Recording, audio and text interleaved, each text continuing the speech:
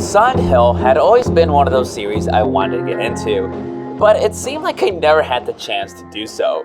I either had no official way to play those original games due to me never owning a PS1 or PS2, and them never getting a good re-release.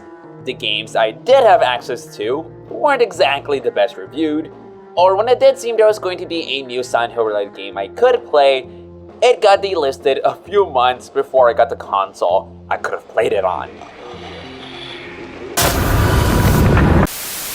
At every turn, Silent Hill was just not in the cards for me to play. And sure, at some point over the years, I could have tried emulating those original games, but I'm not really the biggest fan of that. I like playing games on console if possible, and so I kinda just forgot about Silent Hill, setting it aside in favor of other games that were easier for me to check out. But not just me, as it seemed like Konami had also forgotten about the series, keeping it dormant for a full decade. Not until late 2022 would they announce a grand return to it, with the Silent Hill 2 remake and a brand new entry in Silent Hill F. The Silent Hill 2 remake would end up coming out 2 years later, where it surprisingly turned out pretty well from everything I've heard, and the only reason I've yet to play it is my stubbornness to play the original one first. So with that little conundrum holding me back, I instead shifted my attention towards F, if perhaps it also turned out well, and finally be the first Silent Hill I check out. Well, yet again to my surprise, I started hearing some great things about it, and that was all I needed for me to pick this up on day 1. It has now been a little while since their release day, but I have since completed Silent Hill F. Got all 5 endings, did everything there was to do, even got the Platinum Trophy to prove it, and now I want to talk about it, because it makes me very happy to be able to say that I have finally played through a game from this revered series. And that, it was good. I really enjoyed Silent Hill F, and I highly recommend it, to the point it convinced me to slow down work on some other videos I've been kept busy working on, as I actually didn't intend to do a video on this game. But I don't feel too bad about that, cause Silent Hill F has presented me with a lot of interesting material to discuss. It's a game oozing with things to dissect and interpret that even a roughly 40-minute long video like this one is just scratching the surface. And while I won't be going as in-depth with it as I would have liked, for the sake of me returning to my other projects sooner rather than later, I'm still really eager to share my thoughts. It's a game I initially had some problems with, some of them being the more common complaints, but having completed it, I think a lot of these issues aren't that big of a deal. So I'd really like to offer my perspective on it, cause while I may be new to the series, I have always enjoyed a good horror game, and I think you're doing yourself a disservice by not checking this one out if you share those same preferences as me. Though, I will warn you, I will be ruining the mystique of this game as I unravel it throughout my review/analysis. The way I approached writing this video, it was just gonna be impossible for me to not immediately start dissecting it. So, if you want to go into this game as blind as possible to experience its multi-layered story, I'll say maybe stop watching, go play the game. It will require multiple playthroughs for you to get the full story, but I highly encourage sticking with it. And if you're having trouble at any point, don't feel ashamed about putting it on an easier difficulty. But for those of you who don't mind me spilling the beans on the game's many little details and themes, this is going to be the timestamp for all the late game spoilers I'll be going over, which includes all the endings. So you can at least avoid that if you haven't played the game yourself. I won't be going into super specifics with the endings. I'm mostly going to talk about 2 of them to a certain extent, but obviously there's still going to be some major spoilers there. Figuring out this game was part of the fun, and I don't want to ruin that for anybody who wants to take this recommendation. So I figured I at least give you all that heads up.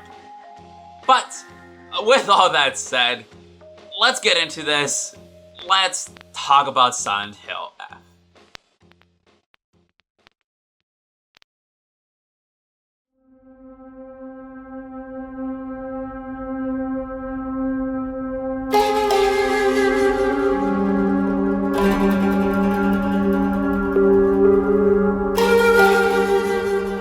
Unlike previous games in the franchise, which all took place during modern day, in or around the eponymous town of Silent Hill, F takes a drastically different direction by being set in the 1960s, in the rural Japanese town of Ebisugaoka. This difference in setting is not just here for a change in scenery, but instead rather crucial to the story it tells. The game focuses on our main character Hinako, who struggles to conform and find autonomy in a country and time period with strict gender norms. These struggles are immediately presented to us in varying degrees of subtlety. First with the opening cutscene showing Hinako talking to her recently married sister Junko, whose face is suspiciously not shown, and then following that, we get a scene of Hinako's troubled life at home, dealing with her alcoholic father, who mistreats both her and her doormat of a mother. But if somehow that wasn't enough, Hinako's burdens extend beyond her home, as her tomboyish personality has made her an outlier from both the boys and girls of her school and neighborhood.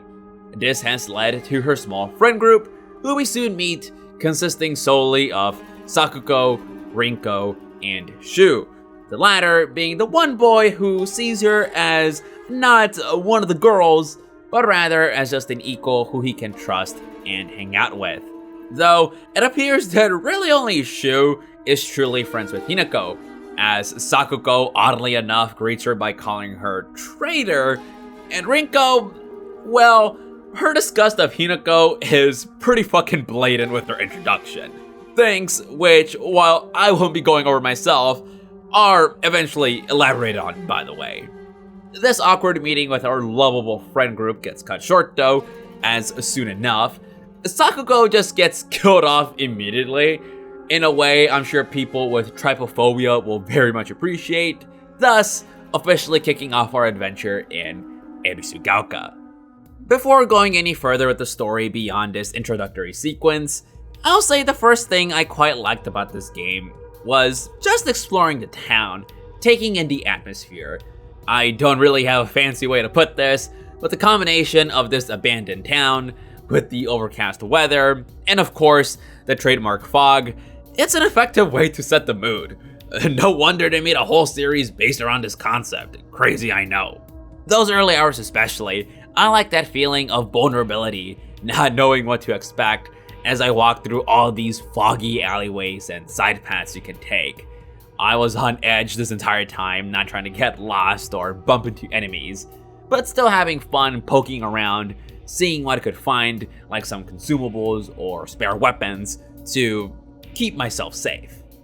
And even if there wasn't anything for me to pick up or interact with, there was still enjoyment looking at all the set dressing in this town, filling in the gaps of how the people here might have lived. I couldn't help but draw comparisons to the real-life Japanese towns that have been dying off and getting abandoned. It definitely added an extra layer of melancholy to the game. It was fitting I had that in mind, as I found out that the game's setting was based on a real location, and having watched some footage of it, I can see why the devs chose a place like this for their game. Not to say anything negative about this real location with real people living in it, but sometimes you just look at a place and you think to yourself, this would make a great locale to film like a horror movie or to set a horror game. I distinctly remember the first time I had this thought, which is when I was visiting this other school for this SAT bootcamp thing I did during one of my spring breaks in high school. It was lunchtime, so me and some other friends who were also taking this course were walking around, enjoying our free time, and already it feels kind of weird wandering this giant building with only a few dozen people in the premises, but we eventually find ourselves upstairs in this dark corner of the school. It's burned into my memory, suddenly staring at this long, dark hallway with a pair of big metal doors at the end of them. where it looked more like a prison than a school at that point, and thinking how fucking creepy it felt. And I bring all this up to say that a creepy school just happens to be one of my favorite areas in this game. I mentioned this in one of my previous Danganronpa videos, but there's something about an abandoned school that makes for such a great setting, where it feels so liminal, something so off about it. I love it. It's for this reason and a couple others that made this area really special to explore. When you first enter it, it's the first time in a while where you don't run into any enemies. You go into one room after another, try to go upstairs, and nothing. You're just there by yourself, feeling that uneasiness that eventually something will pop out and attack you. You just don't know when. Though, once you've run out of places to explore, as much of the school is initially locked behind some keys you have to find, you're forced through this window to access the school's backyard, and there are finally some enemies here. Progress further into the big puzzle box that is the school, and the areas inside will gradually get infected with enemies as well. Some that even once you approach them will just stand there menacingly, placing doubt on how worried you should be around some of these other enemies, if perhaps they are also harmless. Nonetheless, I still try to keep my distance, if I could. Towards the final third of the game, you make your way back to your house, which alongside the school was another highlight for me. Just like the school, it takes a while for you to run into anything else, just letting you take in the unsettling atmosphere uninterrupted. One of the common complaints with this game is the overuse of forced combat sections, and while I don't particularly mind them as someone who grew to like combat, I do agree that this game felt fast when fighting wasn't a mandatory part of the experience. If I had to pick between that endgame fighting gauntlet or me simply wandering the halls and rooms of Hinako's house, just looking around and interacting with things, I did prefer the latter. It's not a coincidence that both of my favorite parts in this game feature segments where the horror comes simply from the uneasy environment you're in. The similarities between these two locations go beyond this, however, as the house is another big puzzle box for you to solve to find your way out of. You'll come across this calendar that will unlock this door at the end of the hallway, go in, and you find yourself at the start of the hallway again. Walk around, and your house has been slightly remixed, and now with some enemies sprinkled in. Do this a second time, and yet again, the house seems to loop around, as if you're in some type of purgatory. And it was on this third loop that it hit me. Wait, this is just like PT. The whole looping hallway thing, that's cool. I like that they implemented the concept behind that teaser in some way in this game. As someone who was never able to play PT, it was great being able to experience a little taste of it, in an official Silent Hill game no less. But as much as I did like this aspect of exploring the house, if I had to pick between it and the school, I do have to give the edge just slightly to the school. And it has to do with a certain room only accessible on a New Game Plus run. On a revisit, you will notice this window in the backyard that wasn't open before, leading to a classroom. Go inside, and you're treated to one of the creepier sequences in this game that also happens to be one of my favorite moments. I'm not gonna show it in its entirety, but I will say that it made great use of this freaky thing that looks like Beta Monokuma. First time I saw this thing earlier in the game, I thought it was gonna come alive and attack me. And while that didn't happen, I am glad to see that they knew that this was too good of an asset to not utilize in some way. By the way, this is just one of the many examples of what you unlock on a New Game Plus run. There's some of the usual unlocks like a harder difficulty and having access to some stronger equipment like this toy lightsaber. But where Silent Hill F stands out is in the new content like the scene in the classroom. On subsequent playthroughs, you'll run into some rooms that were previously locked, you'll see some new cutscenes, older cutscenes may be slightly remixed with new dialogue, there will be some new reading material, And of course, there will be new endings you'll be able to see. I mentioned this game has 5 endings. One of them you will always obtain on an initial playthrough. One is a joke ending exclusive to New Game Plus. Doing that one is how you unlock that lightsaber. But then you have 2 main endings that are also exclusive to a New Game Plus run, with a final ending unlockable on a New Game Plus playthrough. And while you may think these are just alternate endings you can just go watch on YouTube if you don't want to replay the game, I'd strongly advise against that if you truly care to get the full experience of what this game is going for. Because really, all of these New Game Plus additions, including the extra endings, aren't necessarily what-if scenarios or bonus material for you to seek out if you're interested. Rather, they all come together to further the story and recontextualize it. I think the best way to explain this is with a simple drawing, where other games, their New Game Plus content will be optional things that are just there to incentivize a replay. The New Game Plus additions in Silent Hill F are new chapters to a story you thought was already over. And this creative way of handling New Game Plus was actually one of my initial complaints with the game. Even with all these additions, you are still playing through the same story, doing the same things over and over again. Apart from the final boss in each of the new endings and the occasional new cutscene, a new playthrough is still gonna feel mostly the same.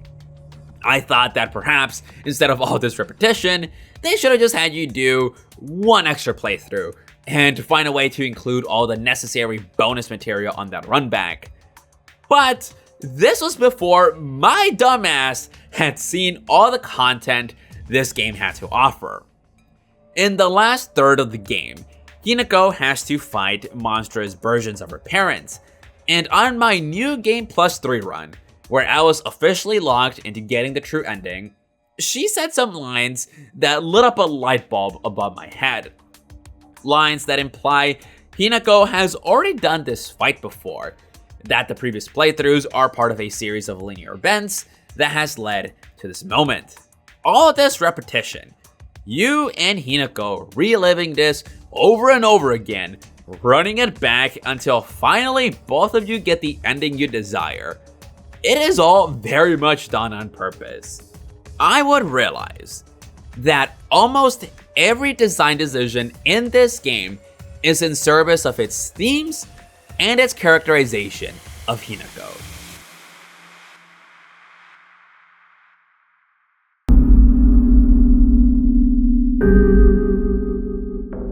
I'm sure the longtime Silent Hill fans out there can enlighten me how the other games in the series all do this in their own ways.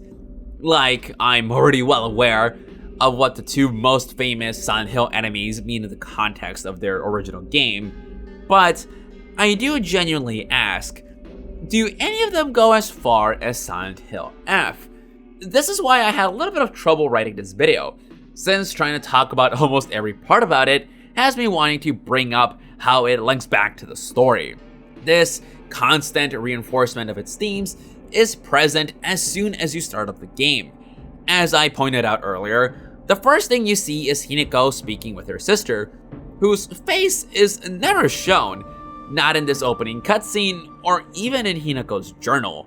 This motif of women having their faces covered up or lacking any facial details is repeated throughout the game, as it signifies Hinako's fear of marriage, seeing it as something that robs women of their identity. As you progress deeper into the game, you'll see Hinako write more about her sister Junko, and all the other characters for that matter, where she details that following her marriage and eventual pregnancy, Junko grew sickly to the point she was unrecognizable, as if she had turned into a completely different person. This line in Hinako's journal can also be used to explain Junko's look and her subsequent appearances, donning this creepy bird mask, but more importantly, looking almost like a walking corpse, as if through Hinako's eyes, her sister had already died and all that was left was someone else walking around wearing her skin. Besides Junko, we see another example of similar masks in this one sequence in the latter half of the game. If you pay close attention, you'll notice the women here have their fox masks tightly grafted to their faces, compared to the men who are wearing them as just a normal mask, visualizing which gender has more freedom there. There's even a certain enemy in this game that I'd say follows this motif. In fact, the very first enemy you encounter, the Kashimashi. As seen clearly in the cutscene when it's first introduced, it lacks any eyes, instead featuring these nasty scars which cover up most of its face. This thing even goes a step further with what it represents, with it being an extremely feminine looking enemy that's all cut and beaten up. Yeah, you can guess what they were going for there. But really, the Kashimashi is not unique by it representing something, as almost every other enemy here does the same. There's this fan favorite thing, a grotesque collection of breasts, constantly birthing enemies, a pretty obvious depiction of how Hinako views pregnancy. The Irohihi, this annoying ass enemy that will tackle Hinako and lick her face, leading it to then light up parts of its body, almost as if it's excited by what it just did, something you can assume by reading its journal entry. There's this other weird collection of body parts, which, judging by what Hinako has to say about it in her journal, could be seen as a representation of Ebisugaoka's town people gossiping about Hinako and her being that weird tomboy. In the same vein, there's the Ayakakashis, the scarecrow-like enemies I showed off earlier, who all seem to resemble Hinako or one of her friends. These are first introduced in their own puzzle segment, my favorite puzzle in the game in fact, where you're given a clue referring to a specific scarecrow you have to pick out among the group. If you get it wrong, you'll get attacked. But even if you don't get any answers wrong, you still have to watch your back, as you'll be walking around trying to figure out the right answer, only for you to hear the sounds of someone or something moving in the background. At certain points, one or more of these Ayakakashis will creep up towards you when you have your back turned, quite literally backstabbing you. Speaking of stabbing, and as a segue to my favorite way this game reinforces its themes, I want to talk about one of this game's weapons, the kitchen knife. I did not know this until sometime around after my second playthrough of the game, but thanks to me reading Gene Park's review of it in the Washington Post, I learned that the knife is the strongest weapon in the game, not counting the two special New Game Plus exclusive weapons. This actually answered a question I had in the back of my mind at the time, cause I had been mostly ignoring the knife up until this point, but I just happened to have picked one of these up to kill an enemy, and it felt really weird when it went down in like 3 quick swings. I thought I was just imagining things, maybe I had already damaged it, but no, the kitchen knife is just that strong. To indirectly quote Gene here, he points out that this is likely a deliberate decision, as a kitchen knife would have been one of the few ways a woman would have had to defend herself at the time, which makes thematic sense considering what this game is about. This brings me to the combat, which I just mentioned as my favorite way this game reinforces its themes, but it also happens to be this game's biggest source of complaints. And initially, I'm talking within my first few hours of the game, I would have agreed with those complaining. Besides the hits themselves having a good impact to them, especially those visceral counters that were satisfying to pull off, I thought that the combat overall just didn't feel all that great. That it felt a bit off, maybe even a bit clunky. Like sure, it makes sense for your swings to feel a bit awkward considering who you're playing as, but still, it was just not something I was vibing with. And knowing that this is a survival horror game, where you have to be smart with your limited ammo, or in this case, your melee weapon's durability, I thought, why bother too much with this combat system? I'll just try and run away from encounters if I can. The game's first boss fight even reinforced this mindset, as you don't have to kill this thing to make it through.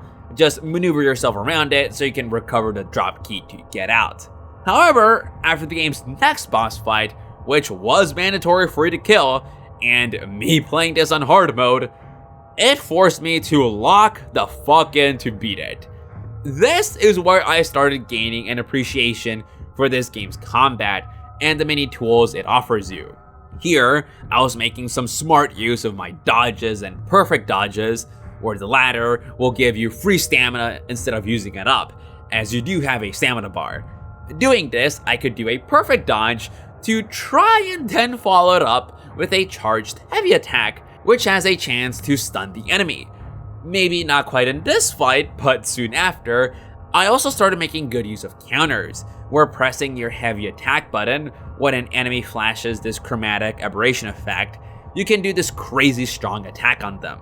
I was growing quite comfortable with this game's combat, that even during the crazy endgame fighting gauntlet that almost everyone who has played this game hates, I didn't struggle all too much with it.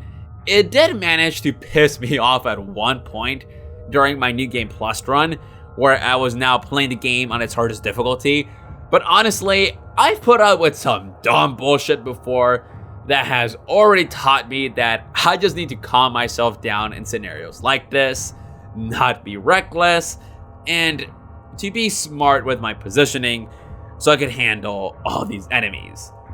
Will I say the game is perfect with how many enemies it throws at you at times? No, I wouldn't, but at least when I look back on my time with Silent Hill F, I won't consider it as this big stain that detracted from my experience. Because you want to know something?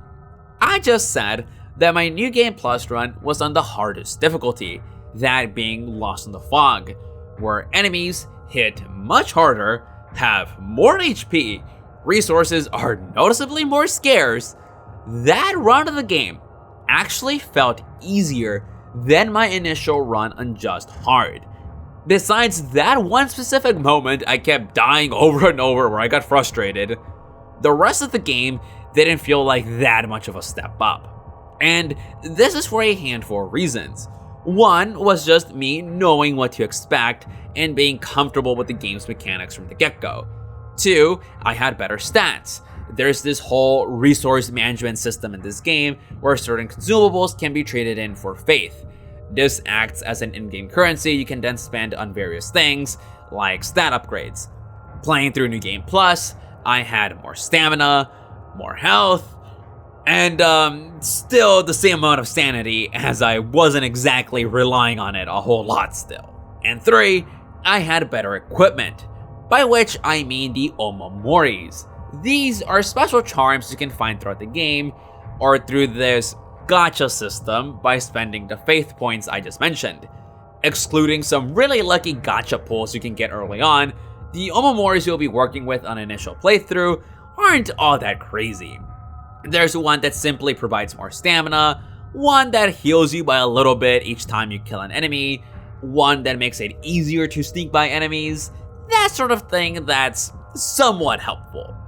But then in New Game Plus, you start rolling for more Omomoris, or find the ones exclusive to a second playthrough, so now you have ones that seamlessly follow up a perfect dodge with a counter, one that stacks buffs on counters, or, I don't know, one that automatically performs a counter on enemies with no player input needed, at just the minor cost of some sanity.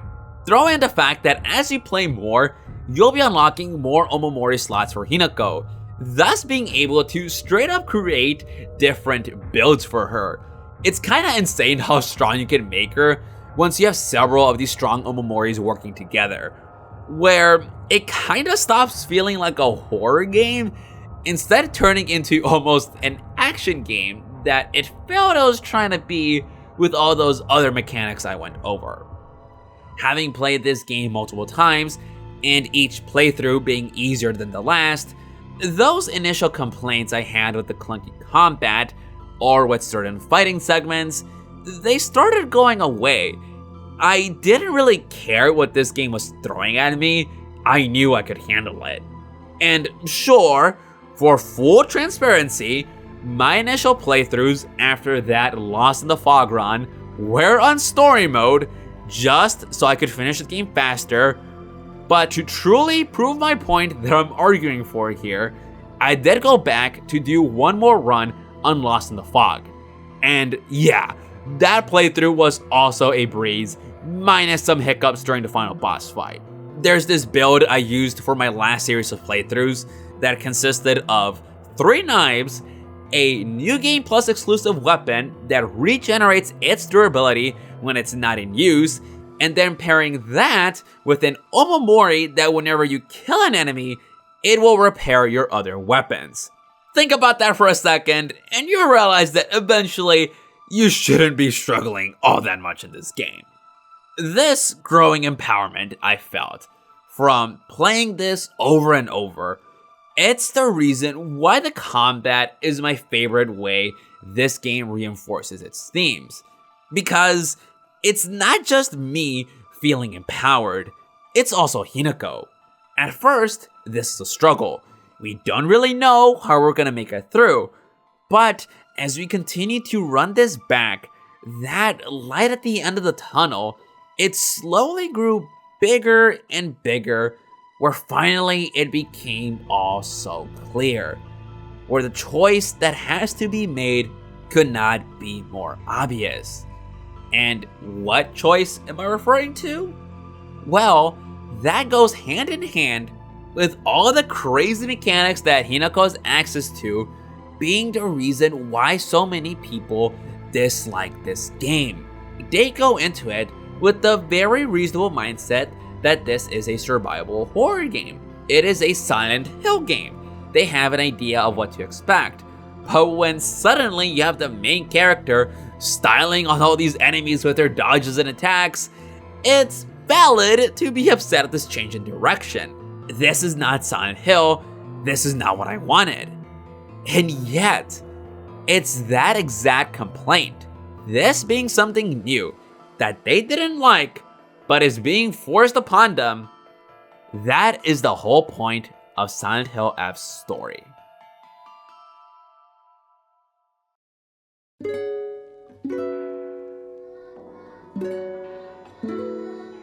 Periodically throughout this game, you'll be transported out of Ebisugaoka and into this other world, which I'll refer to as the shrine areas. The first time this happens is about an hour or so into the game, with it repeating another handful of times, essentially flip-flopping from one place to another. On your visits here, you'll be meeting up with the last major player in the story who I've yet to bring up, that being Foxmask, eventually revealed to have the name Kotoyuki Tsuneki. His whole deal at first felt pretty ambiguous to me, besides him looking noticeably older than Hinako, which turned out to be a bit of a clue at his true identity. It's not until your third shrine visit where you get a solid idea as to just who he is and where the story is going. Up until this point, I wasn't too sure how much of the story I should take literally.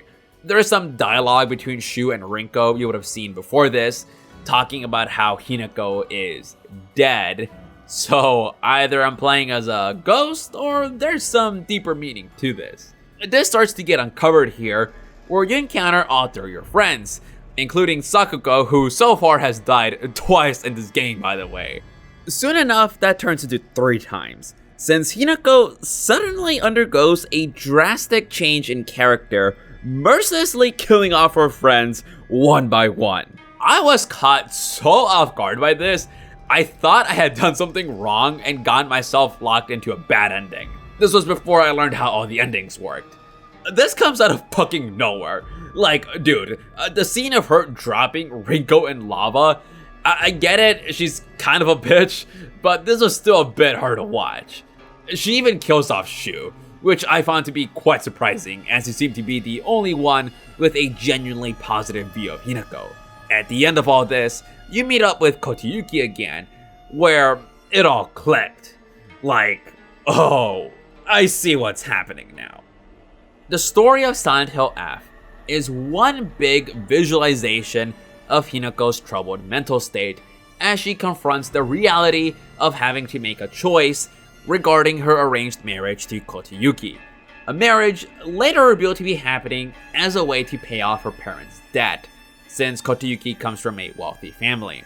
Seeing this marriage as her being forced to grow up and move on from her previous life, she feels she has to discard her friends, here represented by them getting killed off. Knowing what we do about Hinako, who so far has shown little interest in other men, her wanting to object to this is the clear answer, which is why to me, seeing her suddenly closing up to Kotayuki was the most unsettling moment in this game up until this point. Is this a Stockholm Syndrome type of thing going on? Why is Hinako seemingly so okay with this? If anything, I was speculating this was an underage grooming situation with a noticeable age gap. Thank God I was wrong about this. Luckily, it turned out to be something else.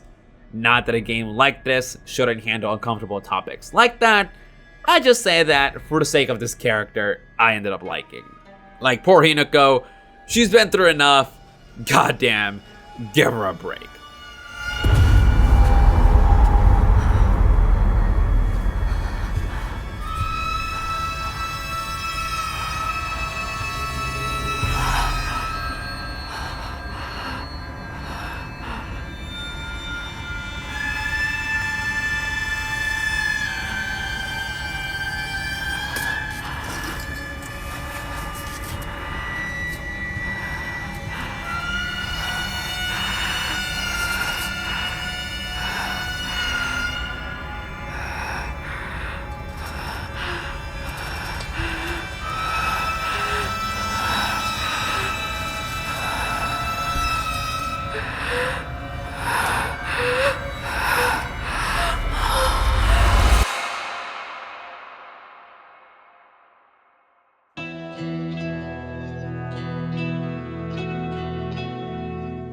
Our next shrine visit features what is arguably this game's hardest sequence to watch, where we see Hinako still showing some hesitance to this relationship, visualizing the marriage as this gruesome ceremony. She's forced to cut off her right arm so it can be replaced, gets branded, and gets her face sliced off to be covered up by a fox mask. Recall what I said earlier about Junko's look in this game. This entire sequence is just a repeat of that. To Hinako, marriage is this violent, brutal affair where she comes out of it damaged, looking completely different, quite literally branded as property of her husband. Her hand is also quite literally taken in marriage. Her face, she's not Hinako Shimizu anymore, she's a fox mask, i.e., taking her husband's family name. The intent of the sequence, I think, is pretty clear, so where I want to add my own thoughts and speculation is in regards to the most drastic thing done to Hinako, which is the addition of the fox arm. Seeing this thing grafted onto her, and then seeing that I'd be using it in combat to quite literally go beast mode on all these monsters, my gut reaction to this was, okay, so this must be a representation of Hinako's inner rage coming out, lashing out on all these obstacles due to her negative feelings of her being forced to do this. It also explained the interesting design choice to have her right sleeve cut off from her uniform. I thought it was just a cool nod to her character. I feel showing off the upper arm like that is more of a masculine thing to do, but no, it was also to set up for this sequence. Oh, and I'd be remiss to not say that this thing reminded me of the Cleric Beast. But after all these initial impressions, I thought about it some more.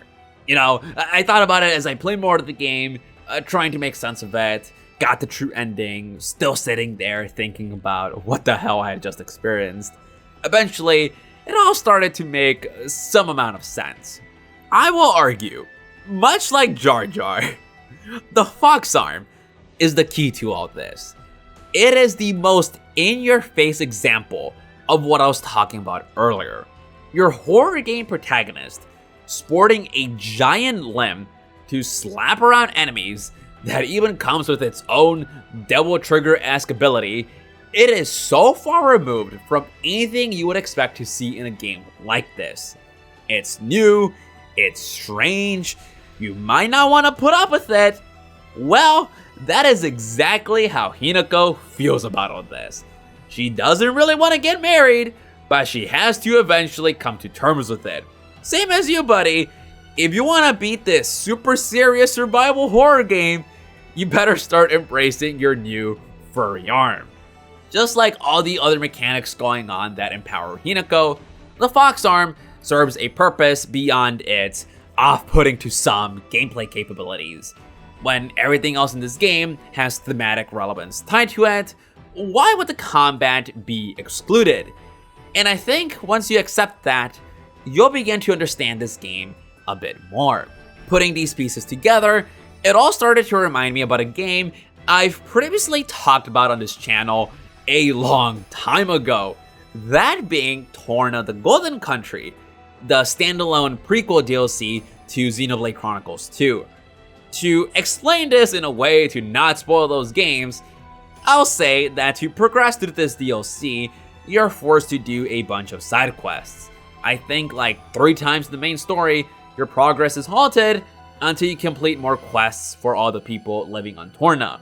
And this might seem annoying, this might feel like padding to stretch out the running time, but there is a very important reason why the player is forced to do all this.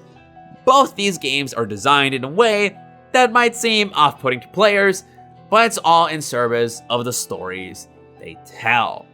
All these elements that I've been discussing, how the new Game Plus content acts as different chapters in this one long story, how the combat can be interpreted as Hinako growing empowered, leading to a clearer mental state, and how this is all about her upcoming marriage. It all comes together in a way that can quite literally be encapsulated into this one item.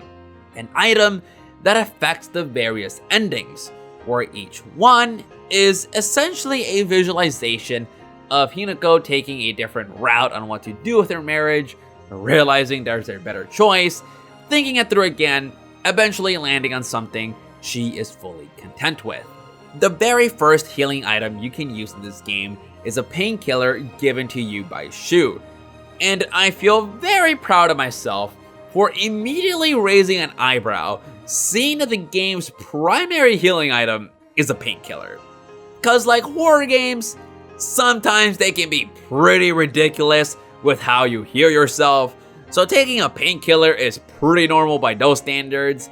But then you think about how in real life, constantly taking painkillers is not exactly the best of things to do, which got me thinking how bad this would be when applying real-world logic.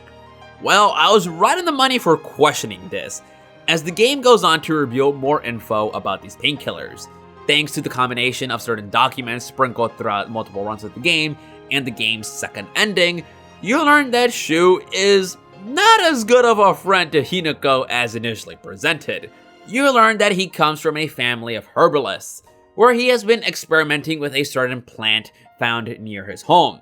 Trying it out himself, he learns that it helps clear his mind, but continued usage leads to him hallucinating another version of himself, which he proceeds to talk to on a regular basis. And yet, despite discovering these intense side effects, he still passes off these pills to Hinako, in hopes that she would come to her senses, opt out of the wedding, and perhaps choose him over Kotayuki, knowing this was all something weighing on her mind. Questionably good intentions, but terrible execution, especially when you see how the first ending plays out. The game's first ending, the default one you will always be locked into on a first playthrough, where you will likely be struggling the most and are canonically all fogged up in the head due to these hallucinogenic pills, is the absolute worst case scenario for Hinako and her pill usage, where she ends up addicted to them.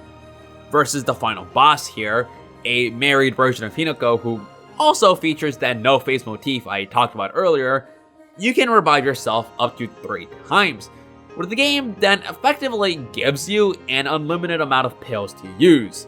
If the cutscene before wasn't blatant enough, this fight really drives home the point on how dependent Hinako has been on using these. This is actually why, low-key, this default ending is still my favorite, because the whole presentation of it is so intense and off-putting compared to everything else in the game, where Hinako has now completely lost it. Afterwards, you're following this trail of pills. They're all over the floor. They grow bigger and bigger. Everything is distorting.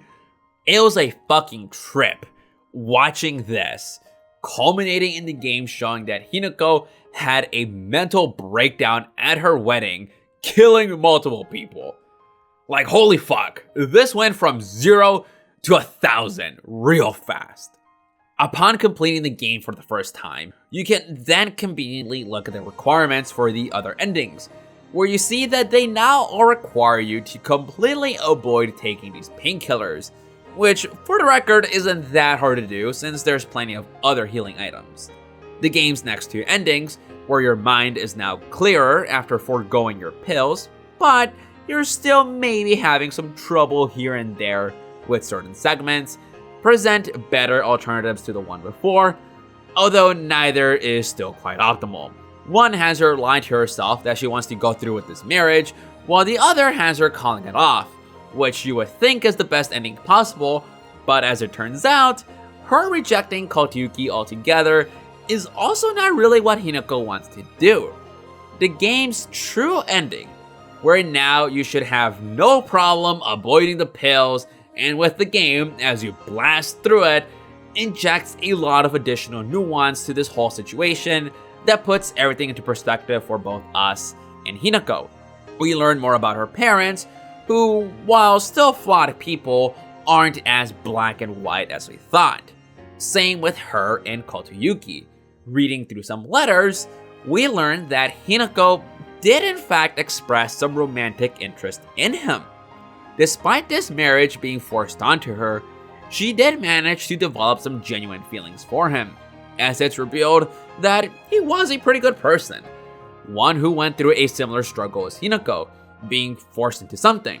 In his case, forced to give up his childhood so he could study and grow up to be a perfect bachelor. These letters also reveal, along with some other hints throughout the game, that the Hinako we have been playing as is not 15 years old as initially presented, but rather 20 years old looking back on her memories. And the way this final ending plays out is Hinako yet again rejects Kotayuki by calling off the wedding, though acknowledging their mutual feelings for one another. But since this was a result of something forced onto her, she wants to come back to this decision later to see if her feelings still hold up. She expresses a similar sentiment she had discussed with her sister in a previous conversation, stating she would rather make her own decisions and potentially make mistakes rather than be forced into doing something even if it's beneficial to her. All she wants is some agency, something that to her was not being granted to women.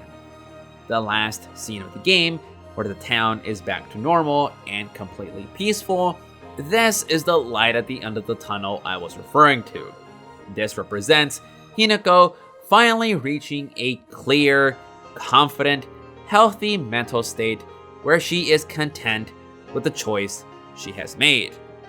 And with that, you can see how all these pieces I've been going on about ultimately come together.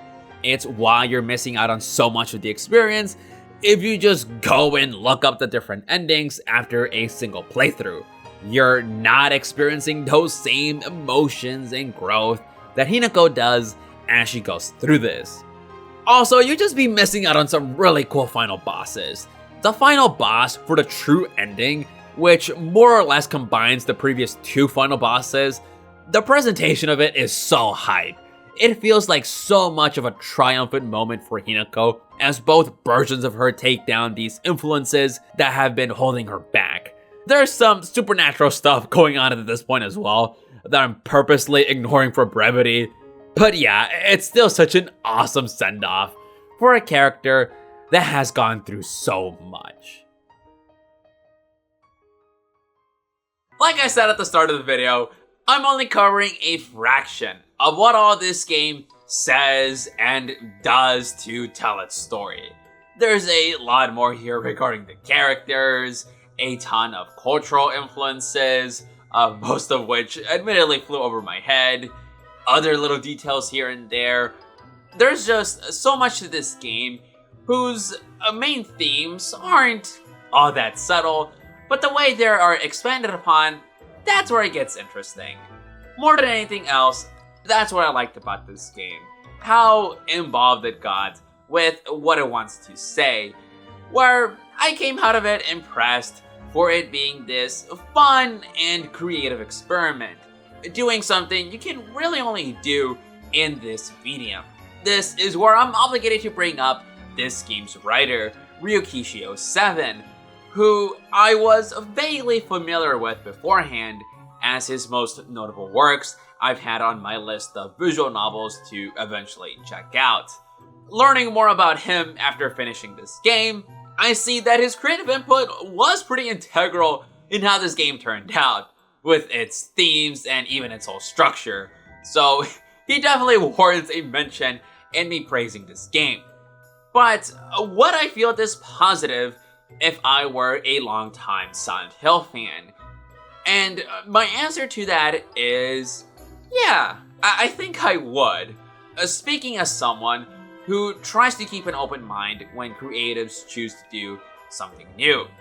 I know at the very least, I wouldn't be acting like the people out there who got pissed at this game for how different it ended up being and how it's not a real Silent Hill game. That's actually my second biggest takeaway from this. How easily this game managed to piss off parts of its fan base. I just think that's really funny. I can't help but compare the situation to some other franchises that I'm more familiar with, where they released a game that was initially criticized for being too different, but it ended up being a beloved entry many years later. I hope the same thing happens with Silent Hill F. It's purposely out there with what it does, and I guess it did too good of a job at that. If there is anything I would change about this game, though, well, a patch did happen to drop right as I was finishing the script that lowered the frequency of enemy encounters, even giving you the option to skip that endgame gauntlet. I have some mixed feelings about you not being able to skip that, but besides that whole ordeal, I also think the game should perhaps make it clear that multiple playthroughs are required. I think a simple to be continued at the end of the first playthrough would help with that, so there isn't any confusion regarding how the game ends. And finally, there are multiple costumes in this game, but one of them is locked behind this Day 1 edition I have, while the other is locked to the Deluxe edition. What's up with that? Give us some unlockable costumes, come on. Maybe give Hinako one based on that Space Wars game she would play with Shu, or give her a full-on fox furry outfit. I think either of those would be very appropriate. Last thing I'll say to close this out is that this has reinvigorated my interest in playing those original games. I loved Silent Hill F, and I want to call myself a fan of this franchise, but if I want to do that, I gotta go back and play those games. If Konami is gonna keep sitting on their ass and not re-release those Team Silent games in a way that's not a complete embarrassment, I may as well go with the only reasonable option that I have. Your move, Konami. The future for Silent Hill looks nice and bright, and there's lots of us out there that want to experience this legendary franchise where it all began. So for those of you hating on F, hey, at the very least, it's getting people like me, to go out and play those original games you claim to love so much. So there's at least that. And that's all I have to say. Thank you guys for watching, and I'll see you guys in the next one. Bye.